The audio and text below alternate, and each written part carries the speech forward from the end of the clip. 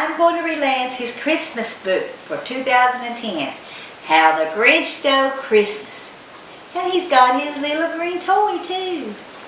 Alright, ready? Okay, every Who down in Whoville liked Christmas a lot. But the Grinch, who lived just north of Whoville, he likes to hold up his little toy next to the pictures because it looks just like the Grinch. Okay. The Grinch hated Christmas. I like Christmas. Yeah, you do, don't you? The whole Christmas season he hated. Now please don't ask why. No one quite knows the reason. It could be because his head wasn't screwed on right. It could be perhaps his shoes were too tight. But I think that the most likely reason of all may have been that his heart was 2 sizes too small. Why? We don't ask why. We don't know. But whatever the reason, his heart or his shoes, he stood there on Christmas Eve hating the Who's, staring down from his cave with a sad, grinchy frown at the warm lighted windows below in their town. There's fire in there. I know, I see it. For he knew every Who down in Whoville beneath was busy now hanging a mistletoe wreath. And they're hanging their stockings, he snarled with a snare. Tomorrow is Christmas is practically here. Then he growled, "Rawr," with his Grinch fingers nervously drumming. I must find some way to stop Christmas from coming. For tomorrow he knew all the Who girls and boys would wake up bright and early, they'll rush for their toys. And then, oh no, oh the noise, noise, noise. That's one thing he hated, the noise, noise, noise. But those children would be naked and they would come. Then the Who's, young and old, would sit down to a feast. And they'd feast and they'd feast and they'd feast, feast, feast, feast. They would feast on Who pudding and Who's roast beef, which was something the Grinch couldn't stand in the least. And then they'd do something he liked least of all. Every Who down in Whoville, the tall and the small, would stand close together with Christmas bells ringing. They'd stand hand in hand and the Who's would start singing. And they'd sing and then sing and they'd sing, sing, sing, sing. And the more the Grinch thought of this Who Christmas singing, the more the Grinch thought, I must stop this whole thing. Why, for 53 years I've put up with it now.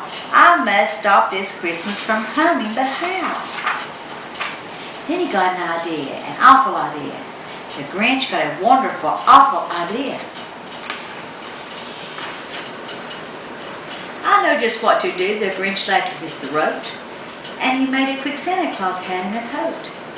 And he chuckled and chuckled, what a great Grinchy trick. With this coat and his hat, I will look just like St. Nick. All I need is a reindeer, the Grinch looked around. But since reindeers are scarce, there was none to be found. Did that stop the old Grinch? No, the Grinch simply said. If I can't find a reindeer, I'll make one instead. So he called his dog Max and he took some red thread and he tied a big horn on the top of his head. Look at that. He's so funny, ain't he? Then he loaded some bags and some old empty sacks on a ramshackle sleigh and he hitched up old Max. And the Grinch said, giddy up, and the sleigh started down, for the homes for the Who's lay a snoozing in the town. He's going down, ain't he? What's going to happen? You know what's going to happen. All the windows were dark, white, snow filled the air. All the Who's were all dreaming sweet dreams with that pair. When he came to the first little house on the square, this is the stop, number 1, the old Grinchy house hissed. And he climbed to the roof, empty bags in his fist. What's he going to do now? Get all kinds of things on the Christmas tree and bring it back in. Who is this? So about 5 little babies hanging in the bed. They slid down the chimney a rather tight pitch, but if Santa could do it, then so could the Grinch. He got stuck only once for a moment or two, then he stuck his head out of the fireplace blue. wore the little Who stockings all hung in a row. These stockings, he grinned, are the first things to go.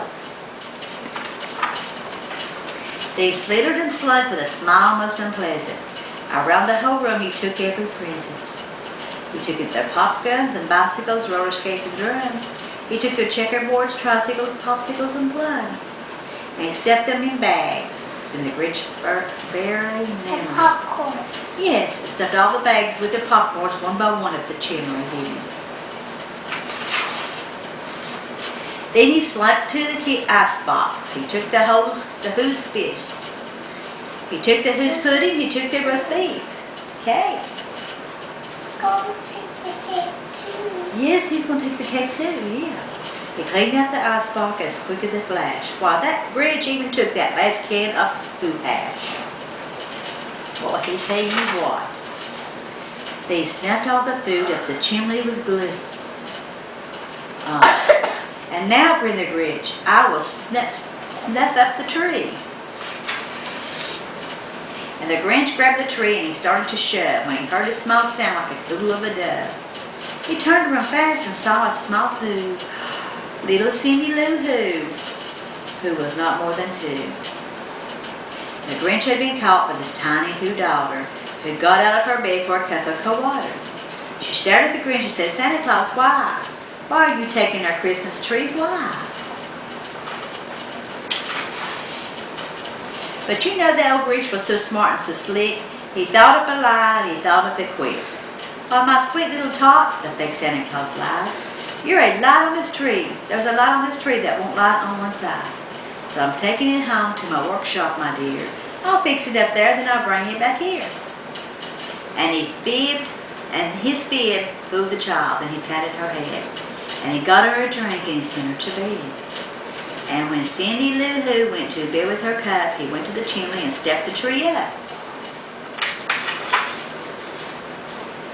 Then the last thing he took was the log on the fire. Then he went up the chimney himself, the old liar.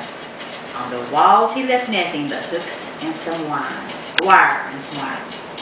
And the one speck of food that he left in the house was a crumb that was even too small for a mouse. He took everything, didn't he? Then he did the same thing to the other Who's houses, leaving crumbs much too small for the other Who's mouses. It was 9:15, all the Who's still in bed, all the Who's still asnooze when he packed up his sled. Packed it up with their presents, the ribbons and wrappings, the tags and the tinsel, the trimmings and trappings. 3,000 feet up on the Mount of Crummit, he rode with his load to the tip-top to dump it. Pooh-pooh to the Who's. He was Grinchly humming. They're finding out now that no Christmas is coming. They're just waking up. I know just what they'll do. Their mouths will hang open a minute or two. Then the Who's down in Whoville will cry, boo-hoo. They're going to cry. No toys. No food. No food. No Santa Claus. That's a noise, grinned the Grinch, that I simply must hear. So he paused, and the Grinch put his hand to his ear. And he did not hear a sound rising over the snow. It started in low, then it started to grow. But the sound wasn't sad. Why, this sound sounded merry. It couldn't be so, but it was very merry, very. He stared down at Whoville. The Grinch popped his eyes. Then he shook his head. What he saw was a shocking surprise. Every Who down in Whoville, the tall and the small, was singing without any presents at all. He hadn't stopped Christmas from coming. It came. Somehow or other, it came just the same. And the Grinch with his Grinch, feet ice cold in the snow, stood puzzling and puzzling. How could it be so? It came without ribbons. It came without tags. It came without packages, boxes, and bags. And he puzzled 3 hours till his puzzler was sore. Then the Grinch thought of something he hadn't before. Merry Christmas, he thought, doesn't come from a store. Merry Christmas, perhaps, means a little bit more. And what happened then? Well, in Whoville, they say that the Grinch's small heart grew 3 sizes that day. And the minute his heart didn't feel quite so tight, he whisked with his load through the bright morning light. And he brought back every toy and all the food for the feast. And he did what? What did he do?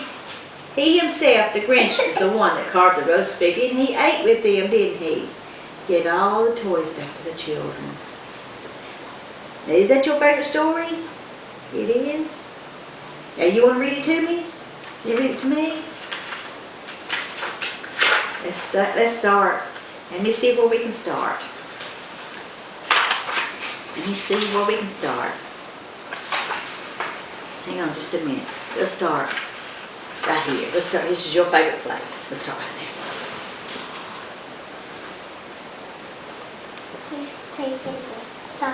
He's taking the stockings. And he's going to take these. He's going to take all the Christmas decorations. What about these? What's he going to do with them? Put them in there. He's going to put all the presents in the bag, and then where's he going to take them?